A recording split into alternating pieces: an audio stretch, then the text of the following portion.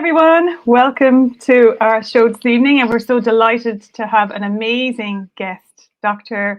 Nadia Ramoutar, with us, who is just a multifaceted lady who is just full of the feminine force. And thank you so much, Nadia, for coming on to the show. My pleasure. Thanks for the invitation.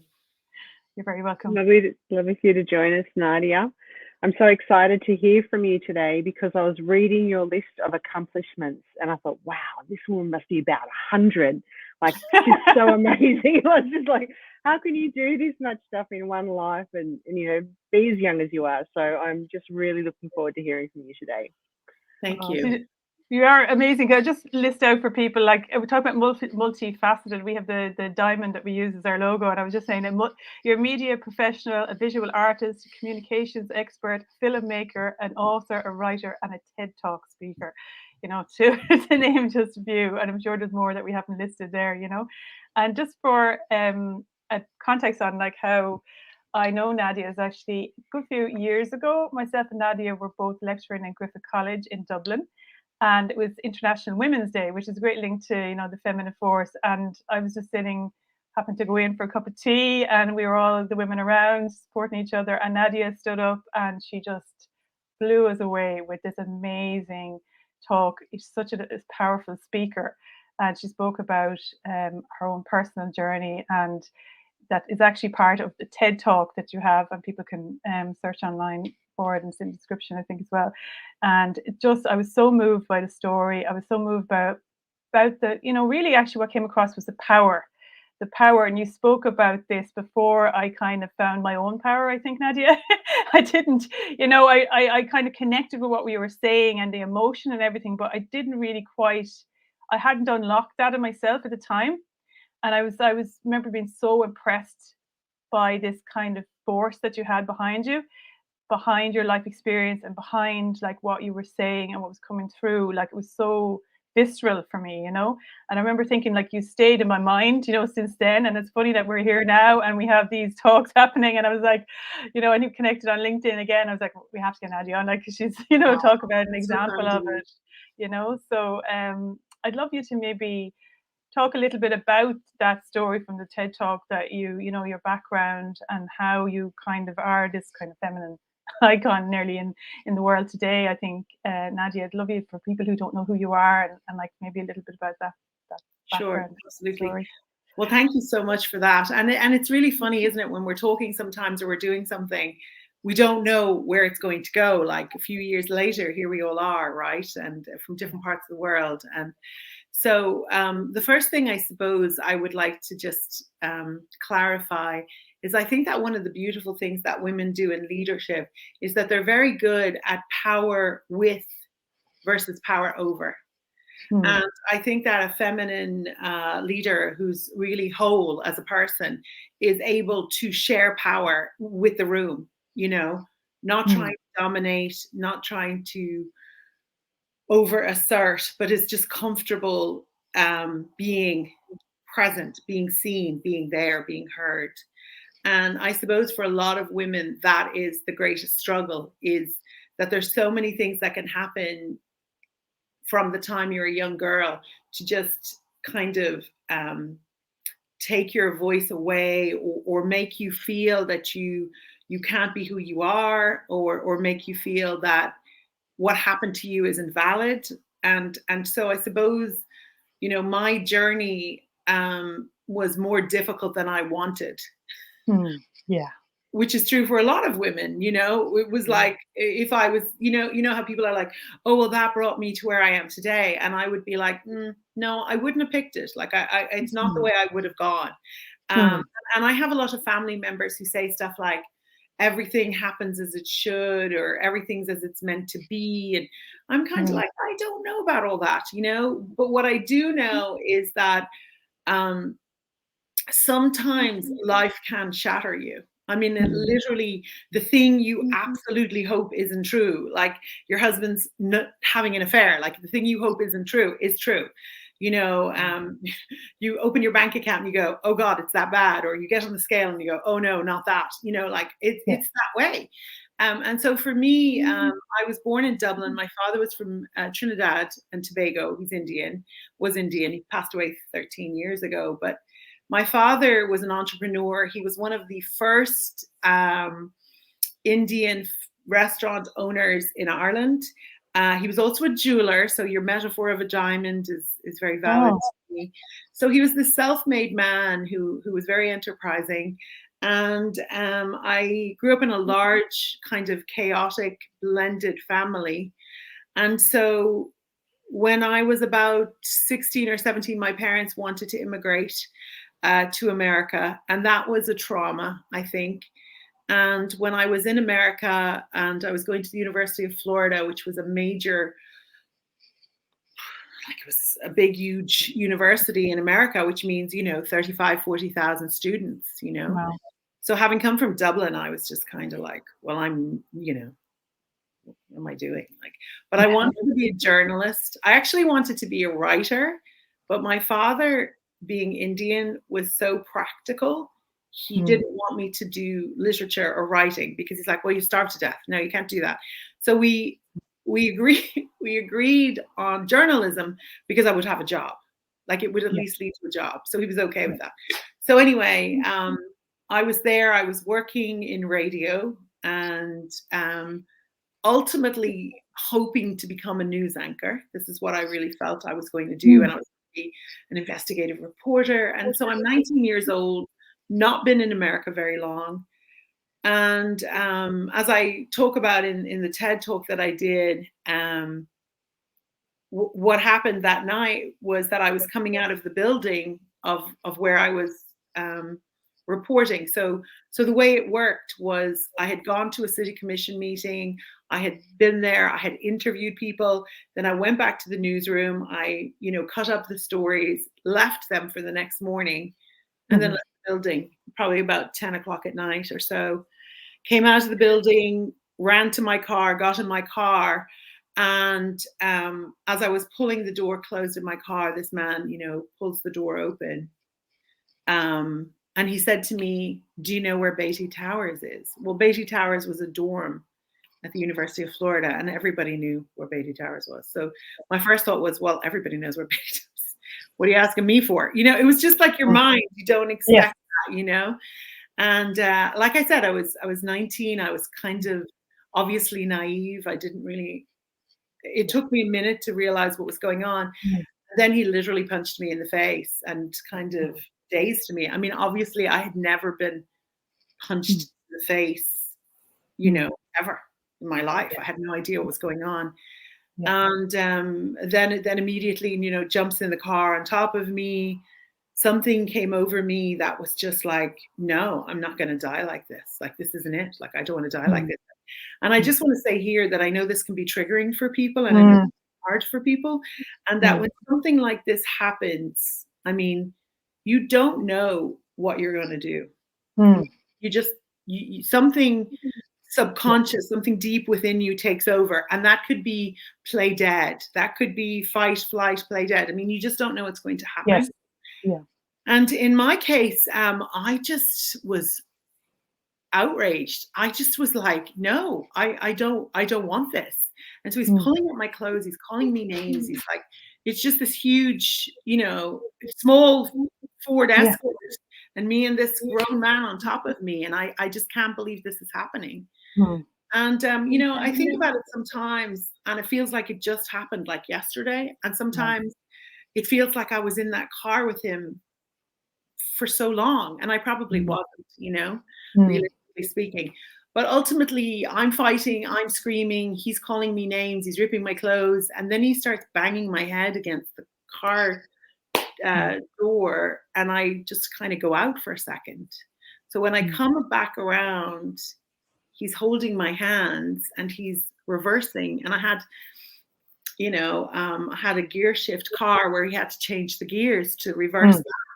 And so when he's reversing back, like a voice in my head literally said, jump out of the car. And I said in a split second, yeah, I'm just going to jump out of this moving car because I'd rather die than go somewhere with him. And it was so weird. Your mind is so fascinating because I remember being this young reporter who was working in the newsroom, and I remember an FBI statistic that if they transported you, they would probably kill you. So for some reason in my mind, that stayed with you. I have to get out of this car. Like I have you to knew, you knew, yeah. Anyway, so at that point I did, and I think he was so shocked that I jumped out of the car while he was kind of like, how it happened, all of it, I don't know. It was so quick, you know. Exactly, yeah. Anyway, so I'm running down the road. My clothes are ripped open. I'm bleeding. It's nighttime on a major university road. In people aren't. I'm trying to stop cars and no one's stopping. You know, people are probably wondering what the hell is this girl doing on a Monday night at 10 o'clock. I mean, this is mad. And I saw this pickup truck coming up, and I could see him coming down the road. Like I could see he ran after me, so I could see him coming. And then I saw him across from me, and I just stepped out in front of this truck, and I was just like, "You have to stop." And the guy stopped, and I remember saying to him, "What are you doing? Why are you out?" And I was in this like adrenaline kind of Xena princess warrior mode. Like was, why are you out? And he said, "Who did this to you?" And I was like, "It doesn't matter." And he was like, "Yeah, where is he?" And he was this big guy. He was like over 6 feet tall, you know. And he was like, I'm a firefighter. I mean, I'm a firefighter. I'm out delivering pizzas." And I said, "Where's your pizza bag? Like, where's your pizza? Like, if you're out delivering pizzas, where's your pizzas?" So he literally opens the back door and he's like, "Here's the pizzas." And I was like, "Okay, I'm going to get in your car. If you take your hands off the steering wheel, I'm going to jump out of this car." And he was like, "Let me find him." Now, the whole time I can see the guy watching me getting in this car. I mean, the whole thing was like a horrible CSI episode or something, but you were in it, you know? My adrenaline was so high, and he kept saying, "Let me find him. Where is he? Where is he?" And I was like, "Just, it doesn't matter. It doesn't matter." So I got in the truck. He drove me to the police station, the university police station. And the minute I got in the door into the police station, I just started screaming, like screaming, like, and it was like I had to hold it together until I got into the police station. And then once I saw the first police officer who walked up to me, I just started screaming and screaming and screaming. And of course, they came out of everywhere. And then they were looking, and they found the guy 45 minutes later. And I had to do, you know, an ID and all that, you know, line up in an ID and whatever else. But I mean, it was kind of like one of those moments in life where you don't believe it's you, like you don't believe it's your own life, you don't believe it's happening. And then the strange part about it was, you know, they arrested him. He was someone who had been in jail 3 times, twice before, for sexual assault and battery. And in the state of Florida, if you got a felony on the 3rd time, you got life. The other thing that was horrific was that I had to go through this trial, you know, and I say that I had to go through the trial because I was put on trial as well as he was. So it was this female prosecutor. And the reason I mentioned to you that when I got to the police station, I was screaming was because when I had to go through the trial, this female, and the thing was then he was in the courtroom, so he's staring at me the whole time I'm giving this testimony, right?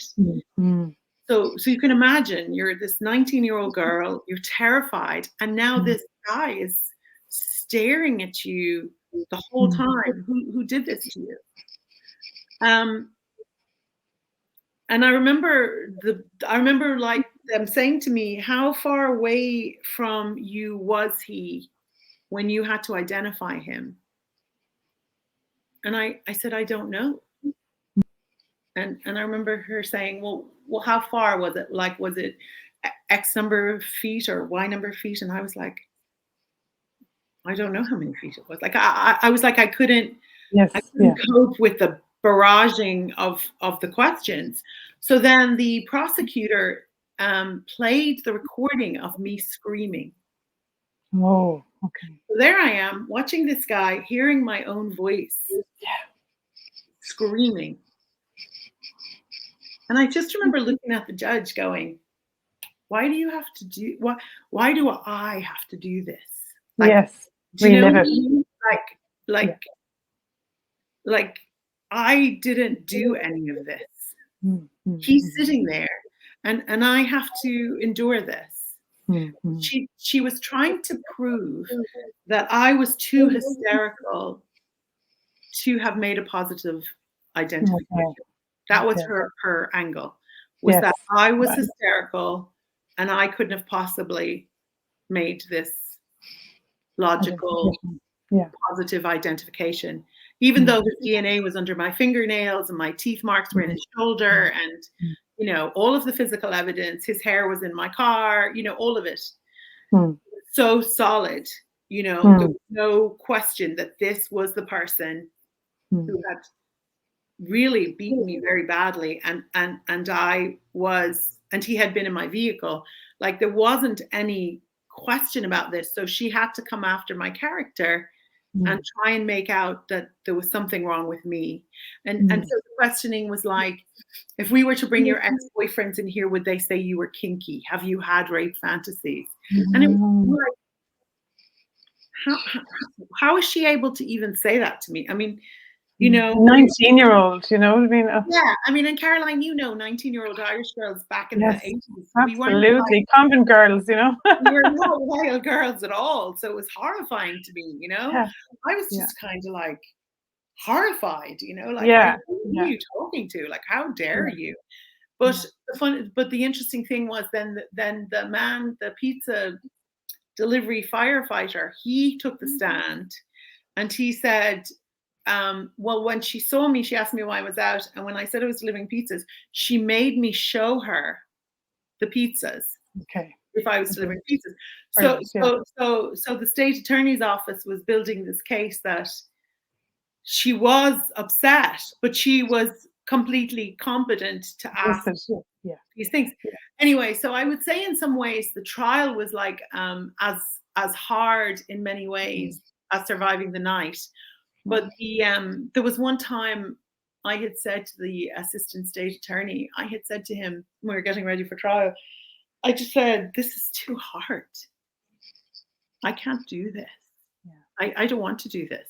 I can't do this. Especially when I knew he'd be in the room with me. I was like, no, I don't ever want to see him again. I don't ever want to be in the same room as him.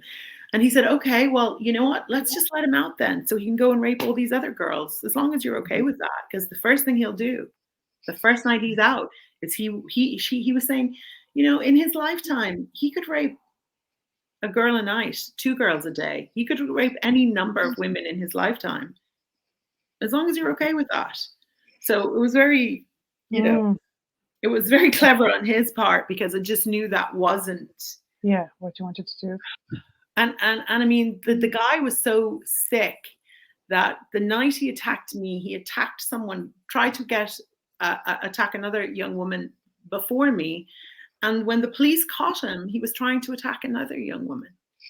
So he was he'd only been out of jail 3 weeks. And they had let him out of jail early for good behavior.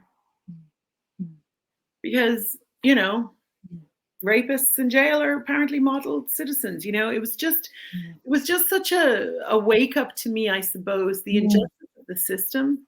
Yeah, so you learned that from an early age. Imagine at 19 years of age, seeing life, you know, being very, like, I suppose Ireland has been sheltered, and then, like, you know, very protected kind of family and everything, and then for that to happen, like, a massive effect on you going forward, like, and how did that unfold, like, in your life then, you know, in your life direction then, you know, where you were saying about media and, you know, I didn't want to be a news anchor anymore. That was the first thing that happened. The first thing that happened was all the things I had wanted to do before: go to exciting places, meet strangers, fight justice. You know, I didn't want to do any of that, like none of that. Like, I was like, nope, I won't be doing that anymore. You know, be the center of attention. No, don't want to do that. I mean, it was difficult. And then the other thing I didn't talk about on the TED Talk, because, you know, when you're given the opportunity to do a TED Talk, which is a tremendous privilege, you have to stick very closely to what you're going to talk about, and you can't get too far afield. But about 6 months after that happened to me, the Gainesville murders took place, which is the town I was living in and going to that university. So 6 people were murdered by a serial murder in the same town. And I was just like, you know, you got to be like, this can't be. And what was horrific about the Gainesville murders, as with most serial killers, they had a type. And their type was me. I was exactly what the girls looked like who were murdered. And so there was a photograph of all these girls. And at the time, I think because they felt so bad about what happened to me getting attacked that night, I had become an intern for the city manager's office. And during the Gainesville murders, this is just the craziest. Like, you couldn't make this stuff up, you know. The city manager called me in and said, "Where are your family?" And I was like, "Well, they're about, an hour and a half away." And he said, "You need to go to your family, but you can't go home first. You need to just go call your family and tell them you're going straight home."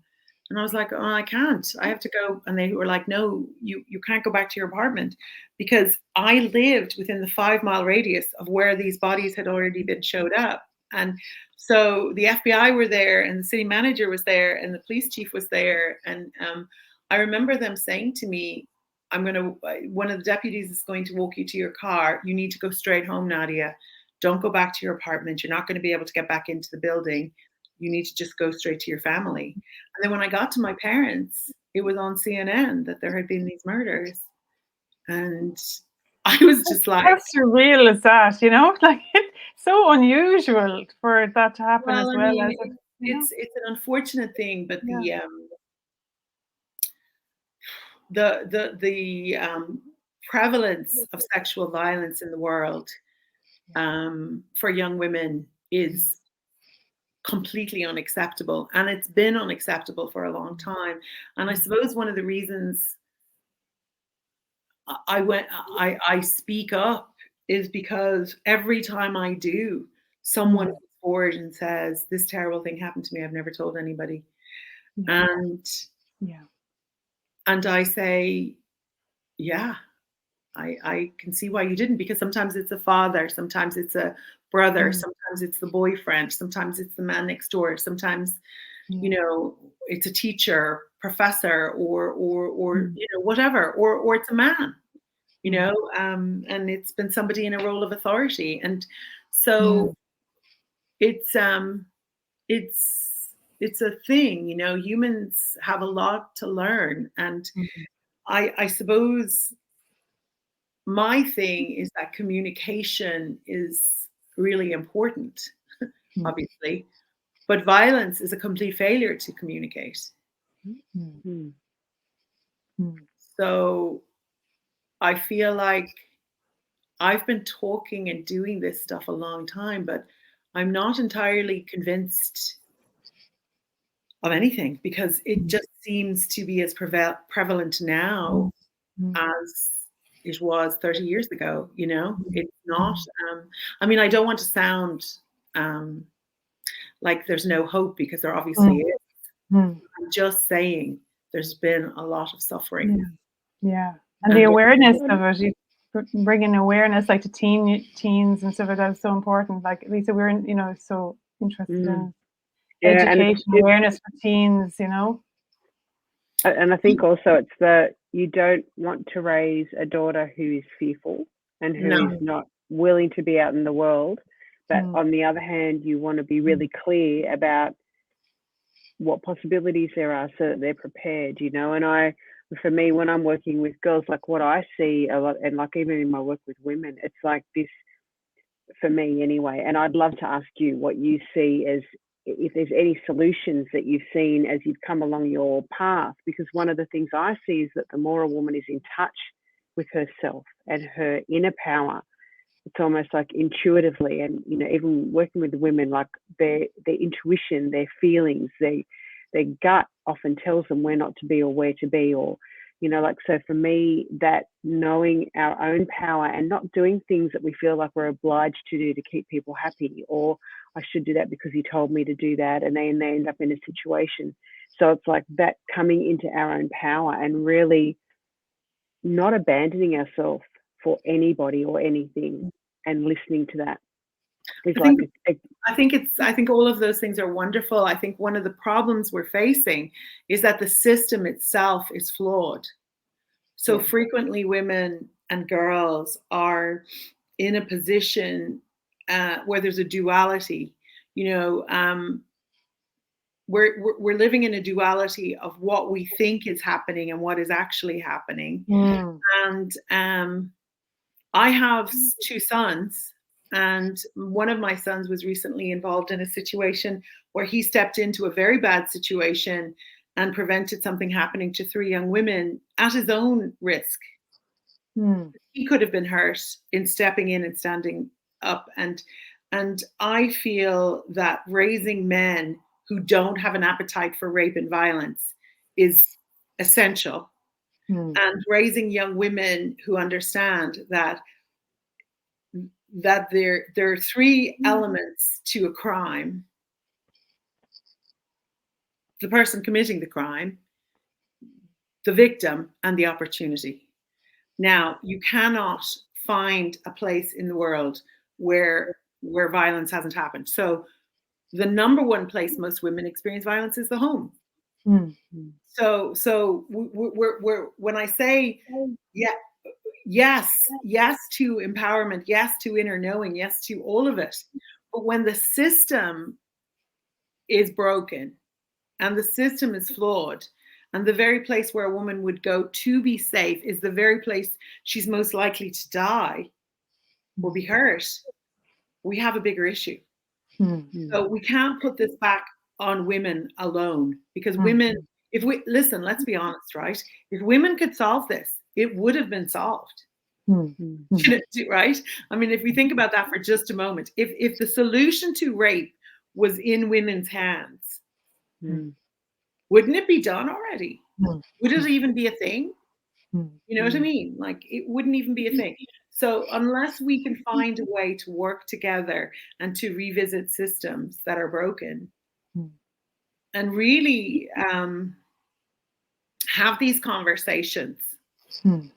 Because by that, do you mean like the family, like when you say the system, I'm interpreting that as the way we're in relationship, or the system being the way men and women come together, like what goes on systemically in the background and in the structure of how people are raised to be in relationship.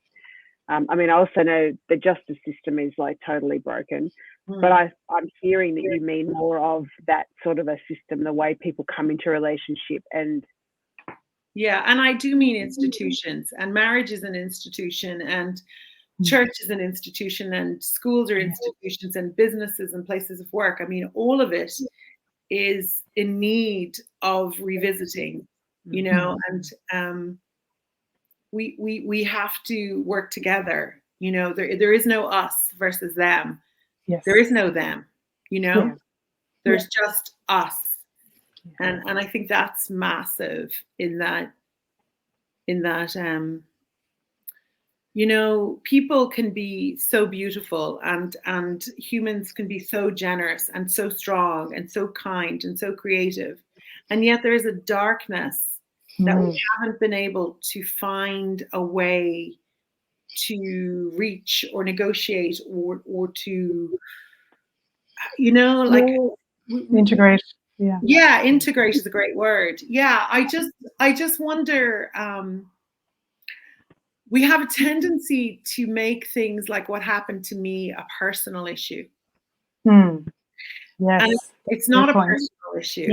I mean, it's not. And I suppose that's why I've been so involved in advocacy work, because anything that happens to a child anywhere is everybody's child. Absolutely.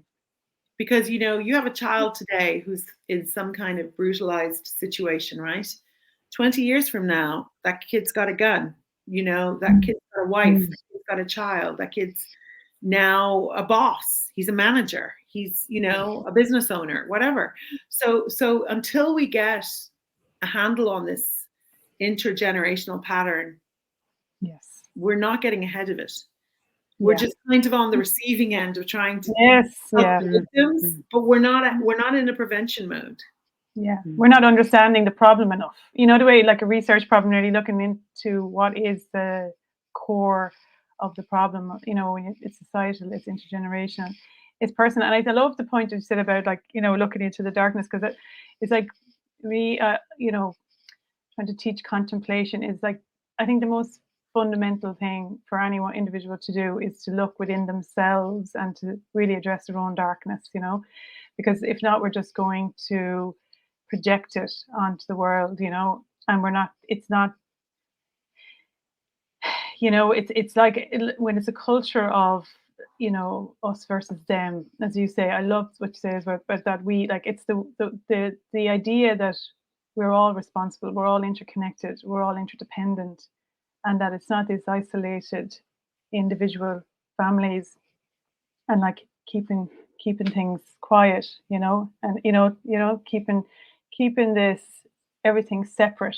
Like you say, if we can start to think interconnectedly, and you know, that we're interdependent as well, that we create society. Do you know, that kind of way, that if we're supporting it, if that kind of started to permeate into our minds, you know, that like from an early age, like when myself and Lisa are really interested in that, like education for young women around relationships, and you know, around what right relationships are and knowing themselves, but trying to give them maybe tools around how to 100%. red flags, you know what I mean, before they get into there's actually statistics, and I'm dyslexic, so I'm not going to make up a number, but I do know for a fact that there are lots and lots and lots of statistics to show that in domestic violence marriages or relationships, they usually began early on in the dating realm. So someone dated someone who became violent or was abusive or controlling or manipulative, and then married that person, and then it escalated, right? Yes. And so, you know, I often say to young women, because I didn't know this, but the minute somebody's cruel to you, you should go. Like, even if it's just viciously cruel verbally, like cruelty is not a basis for a relationship. So the minute a boss, a family member, a loved one is cruel, you need to know immediately that person is emotionally unsafe for you. You know, that's like a dog that bit you. Yes. And will bite you again, you know. Exactly. And I do think that that can be for women too. Women can be verbally and mentally and emotionally as abusive as men can, you know. So abuse doesn't have a gender. Now, sexual violence, of course, we tend to see that it is a male on female crime, but it's also a male on male crime. Yes. Which we don't ever talk about. Yeah. You know? And what happens to those boys who are raped as children, who never tell anyone? What happens to them? You know, drug addiction, crime, you know, suicide, or sexual violence. It's the craziest thing that a human would be subjected to something that then they would go do to somebody else. It just makes no sense. You know, you think, oh my God, if you're abused as a child, the last thing you would do. It's not. It's a pattern. It's a pattern. Yeah, they just repeat it. That pattern has to be intercepted. And that's where I think maybe my TED talk, in terms of the idea that we are all art forms. There is something within all of us that is beautiful, that is untouched by other people, but that is waiting to be cultivated. And I think this is, every child is good at something. Yes. Every child. Yeah. But it's unfair that some don't have the resources to explore that, you know. And the thing about that is, how can a mother who doesn't have this inner wisdom you're talking about, or this awareness or whatever, how can she give that to her kids? She doesn't have it. What's she going to give you? You know. So I mean, there's so much importance in empowering people, and I really like the idea that we're not able to help anyone, because we can't even help ourselves. Well, we can empower one another. Yeah. So if my getting on stage and doing a TED talk and talking about the worst night of my life again and again and again, it is shocking to me that right now it's happening somewhere to someone else. Like it's difficult for me to accept that I almost died and probably would have died if things hadn't gone slightly differently, or I would have maybe even killed myself if it had gone the way it was going. I mean, who knows what would have happened? But that somebody somewhere is hiding that this happened to them because they're so afraid. You know, in a lot of cultures, if a woman comes forward and says she was raped, she'll be put to death.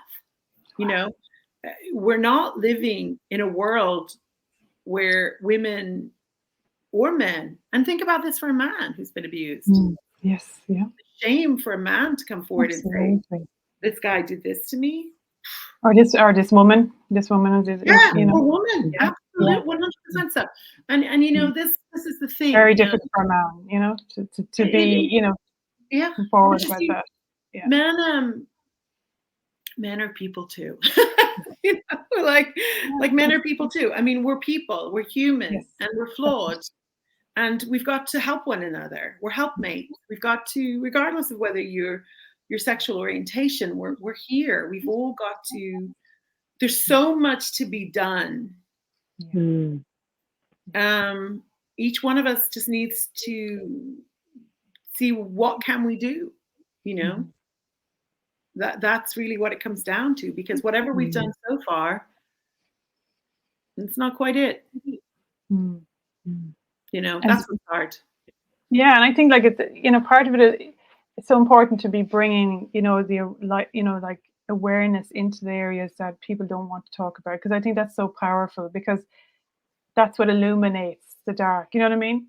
When people become aware, or this like rose tinted glasses we were talking about recently, taking them off and seeing life as it is, you know, and that like what are the, like, you know, as a designer, you know, I'm almost like to redesign, you know, the research into deconstruction, you know, deconstruction of where we're at, like to see it first for what it's like, and then how can we deconstruct, and how can we rebuild and have a different way of looking at life, talking to young women about themselves, you know, giving them the tools to understand their own worth and worthiness, because it's just like as if it's like we're in this fog of, it's such a conditioned mindset. Like even when you're coming from, like I'm just thinking of you coming as a young girl from Ireland, Catholic, probably, you know, convent girl or whatever, going to America, being very, I suppose, cosseted, you know, from life, and then being open up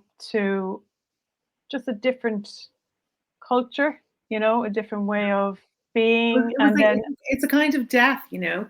Immigration is a kind of death, and I think about this all the time because I do a lot for refugees now, and to be forced out of your country to a place where you're not wanted or not welcomed, or you don't know and it's foreign to you. I mean, it is a kind of a death, you know, and there's so much going on in the world that requires us to just really look at politics differently. And, you know, we just don't seem to be able to do it. We just don't seem to be able to grow up, you know, and I do make that point in the TED talk, which I want to say is that without the shadow, you know, there is no art. Like if you think about it, you know, you can't just paint in pastels all the time. Like there has to be contrast.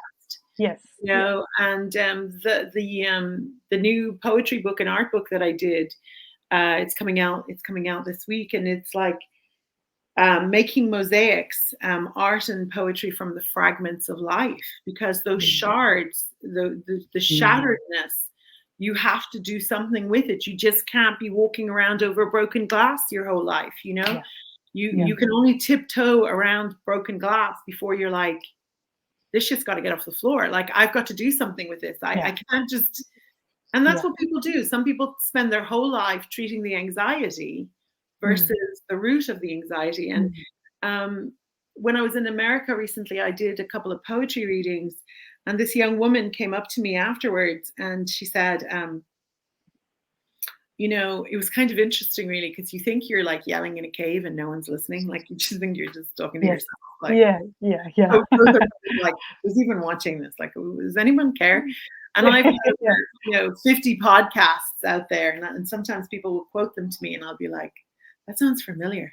I'll be like, oh, Jesus, yeah, I did. But this young woman said to me, you don't know me, but I've been following you my whole life, and I know you. And I was like, oh. And I said to her, actually, I do know you. And then I said to her, I know who you are. And I said, because she was from a small town I had lived in. And she said, I just wanted to tell you that your TED Talk changed my life. And I was like, oh, geez, well, thanks a million, like, And then she said, because you use, this is so weird, like, so I talk about, almost getting killed and blah, blah. Yeah. And then she said, you used 2 words that changed my life. And I was like, what were they? And she said, toxic positivity. Yes. And I said, oh, yeah, I did say. And I was like, oh, yeah, I did say that. And I said, why is that? And she said, well, I was raised to always put a spin on how bad things were. And I had such bad anxiety from doing that. Wow. And she said, but when you said that in your TED Talk, she said, I went and I Googled toxic positivity and I found all this stuff. And I was just like, oh, and she's like, it totally changed my life. I was just like, how weird. Like, this is so great. But that was so funny. I was just like, oh, I'm glad I could have been of service.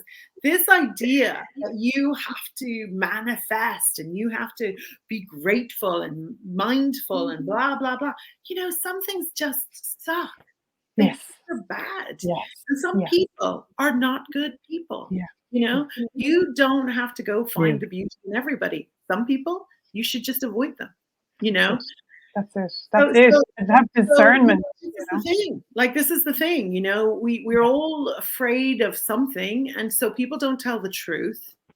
And then young people, young women learn they can't trust themselves. And then where are they? They're nowhere. So the idea that you can say, this isn't okay with me, I mean, especially in dating relationships, my God, girls, seriously. Yeah. Don't, and men too. Like, don't let someone mistreat you. Yeah. Don't just trust that instinct. That inner voice you're talking about. Like, So from my perspective, when we do these things like the 3 of us are doing now, you don't know where it's going to go because of technology.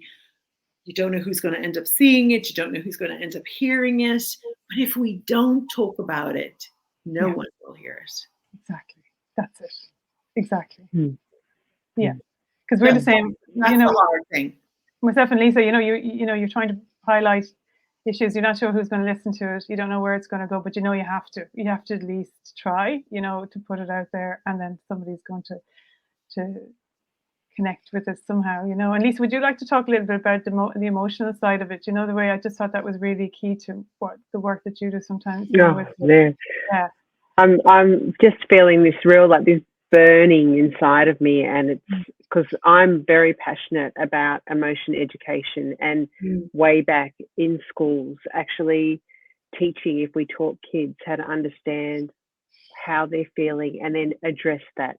Because at the moment, what I see is that people don't understand things like what you mentioned before, that anxiety is actually a symptom of something else underneath. And if you understand yourself well enough, you really can live a much more whole and fulfilled life, but you become so much more intuitive and you create really healthy relationships because you're able to communicate the way you feel, and you don't have to do things to other people to get a sense of feeling more empowered.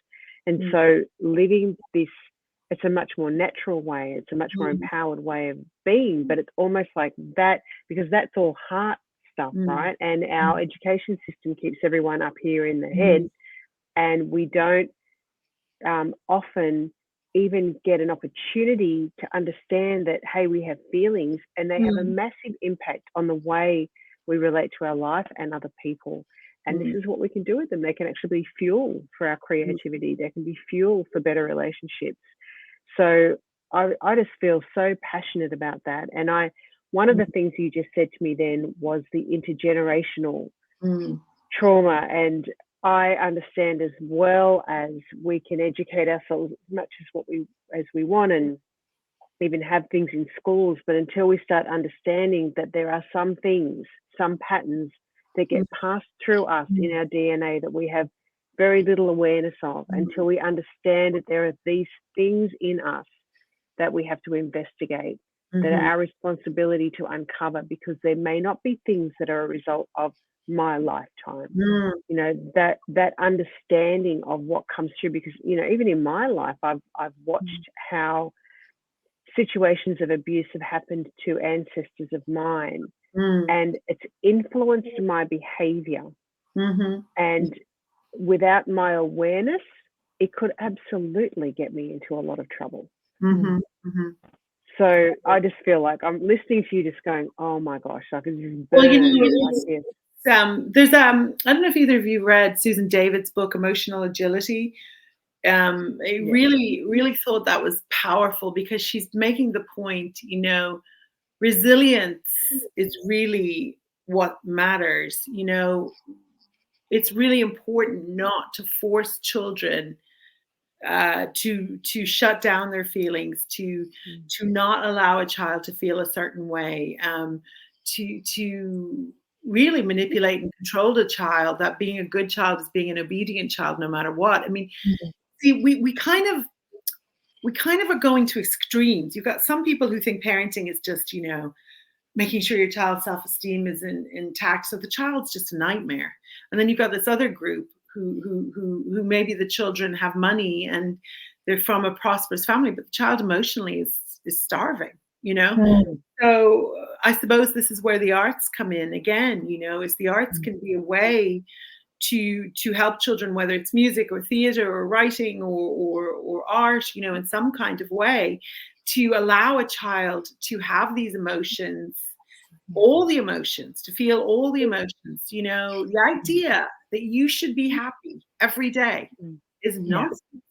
You know, the idea that you will always feel good about yourself no matter what. No, it's not it. It's not even a goal. Is it even a goal to just feel good all the time, no matter what? No. I mean, grief is part of life.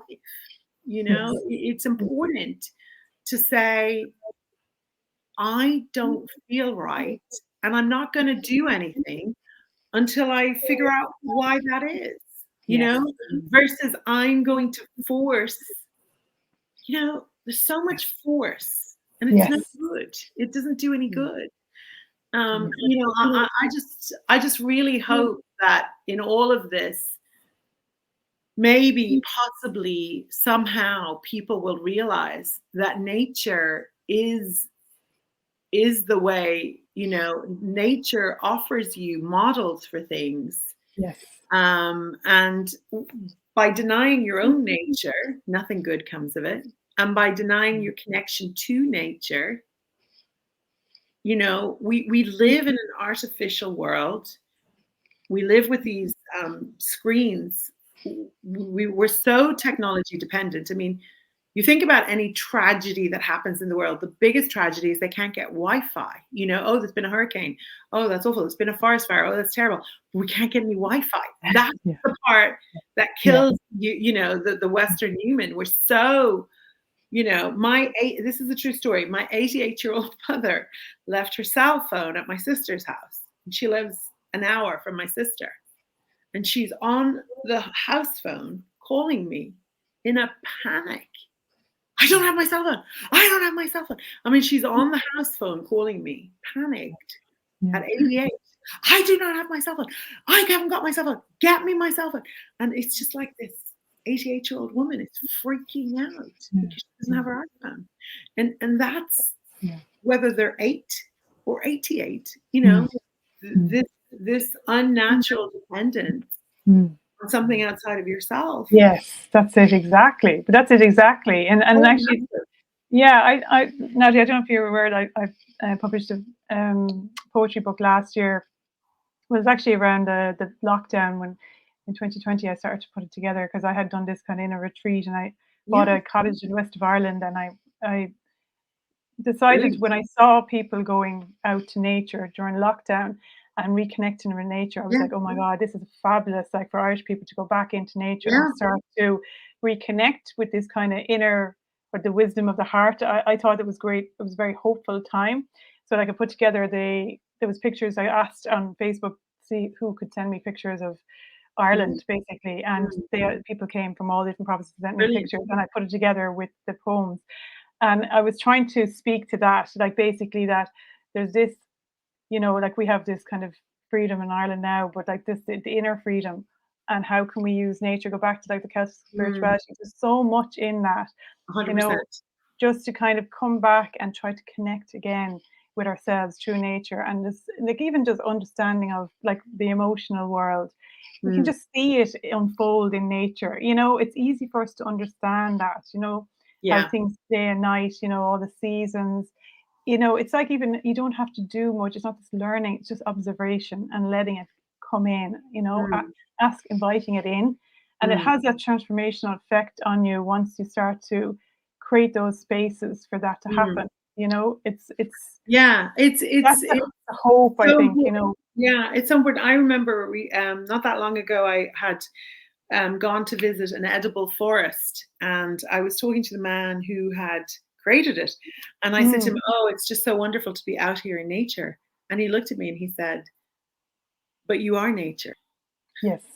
And I was just like, duh, I'm in nature all the time because I am nature. And I was like, I am nature. It's like somebody said, what's your favorite animal? Well, humans are animals.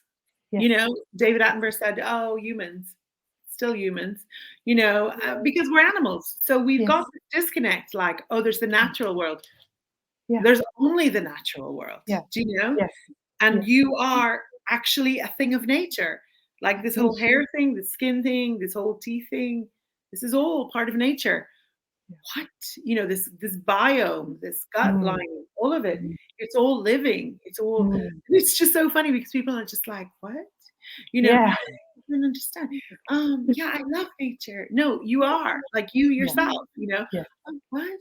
And it's just so funny because we're so lucky. I mean, we're so lucky in Ireland, and I lived in America for over 30 years, and I wasn't allowed to hang my clothes on the line because it was against the homeowners association. And everywhere you go, there's air conditioning at 70 degrees. It's 70 degrees in your car, 70 degrees in the house, 70 degree in this huge, massive 5-story mall.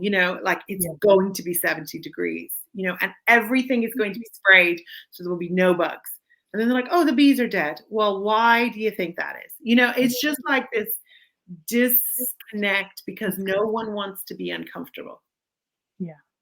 And that's the thing about back to the emotion. If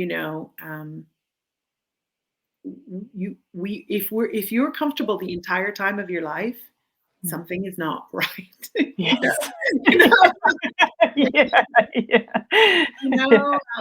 My younger son is autistic, and my big thing is teaching him frustration tolerance.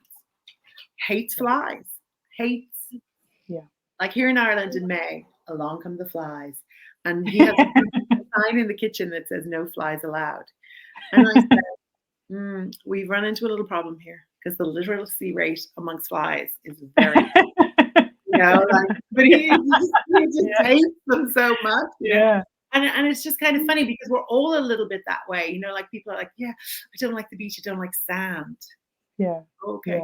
I don't like forest because of this. I think people are just so funny. They're just so desperate not to be to be uncomfortable, to be put into, but it's funny actually when you said that about and the link between emotion and creativity, because for me, like, and we talked about this before, Lisa, the emotions being the fuel for creativity, because if you don't feel your emotions, how are you're not going to have the fuel to want to express yourself even, you Well, know? I think we have a misfortune now. I remember a friend of mine who's a psychoanalyst explaining to me the danger now is that people have thoughts of emotions.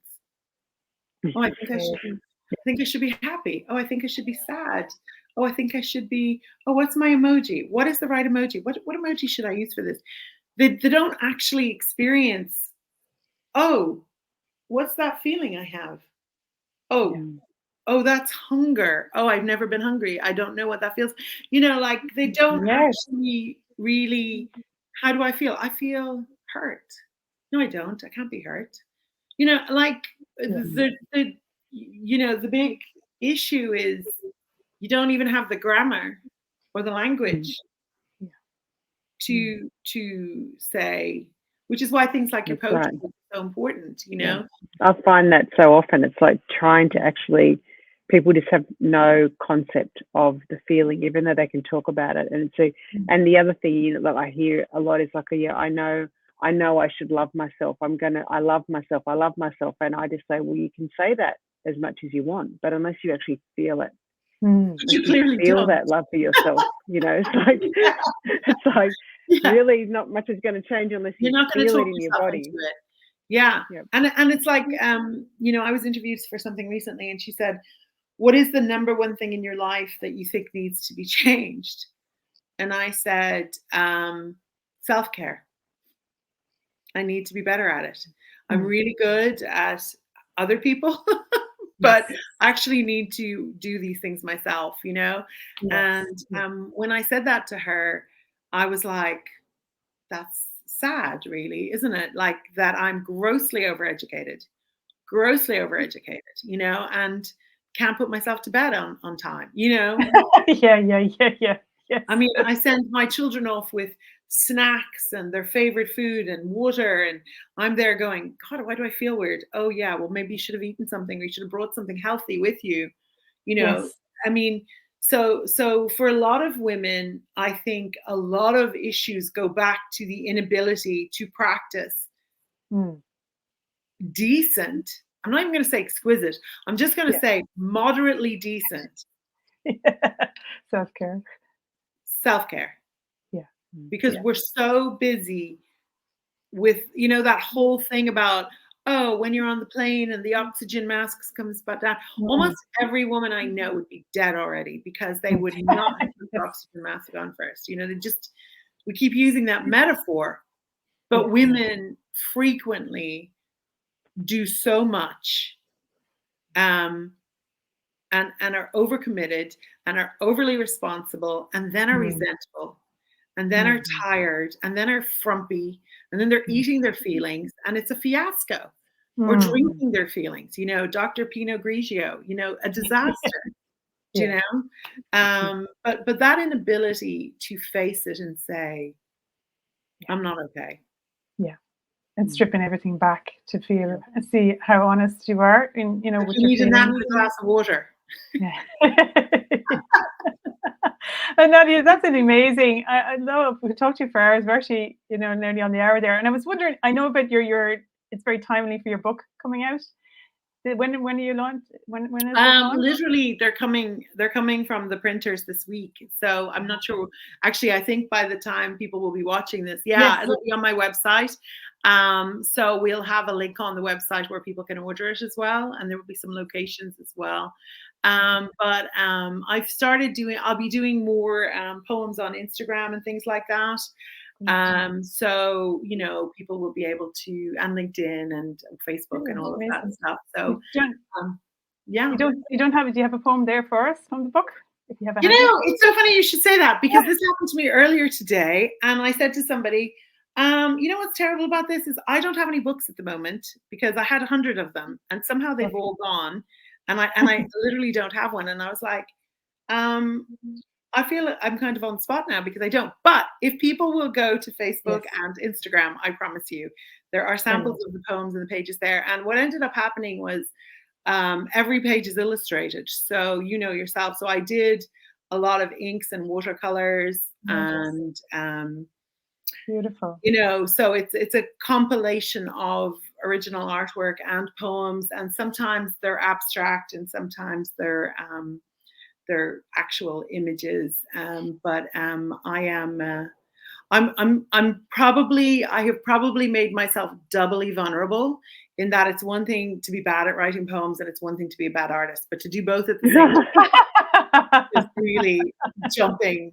I think Brené Brown calls it a vulnerability hangover. You know, you feel so vulnerable, you're sick.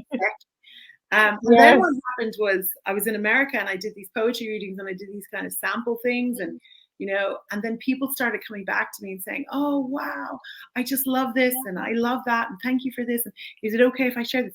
And then I found that I was even more uncomfortable with all the congratulations and the accolades and this is the most beautiful thing. And then somebody bought 12 books and I was like, "Well, why would you do that? Like, why would you do that?" So it's just been kind of a journey in self-preservation, really. All the emotions are coming up for you to and you know what, that's it though. I mean, I'm 54 and I'm like, you know, I've already done a lot of things I never thought I'd be able to do.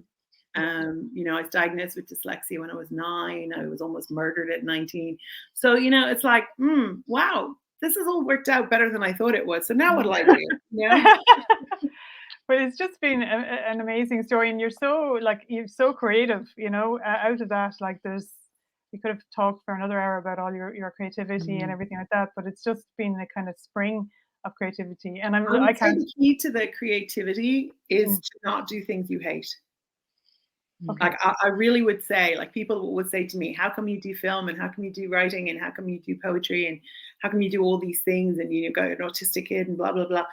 And the key is don't do things you hate. Like delegate, find someone else to do it. You know, whatever that is, taxes, toilets, whatever you don't do well, delegate. Find someone who's good at it that isn't you. And if you really do try to have these parameters where people who hurt you or things that you just struggle with, if you find ways to get them done, then it really liberates you. It really does literally allow you to have energy to do things, but you have to say no. You have to be saying no to something, and you have to be saying no to someone.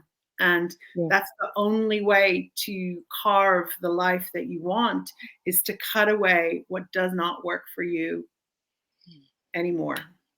That's amazing. What an amazing point to finish on. Thank you so much, Nadia. That's fabulous. So powerful. Thank you, Nadia. It's been beautiful talking to you today. I really appreciate your time. Thank you so much. Thanks for the invitation. Thank you, everyone. Thanks for watching, and keep watching. We'll keep finding these amazing interviewees for you. So thank you so much, and we'll see you again soon. Bye. Thanks, everyone.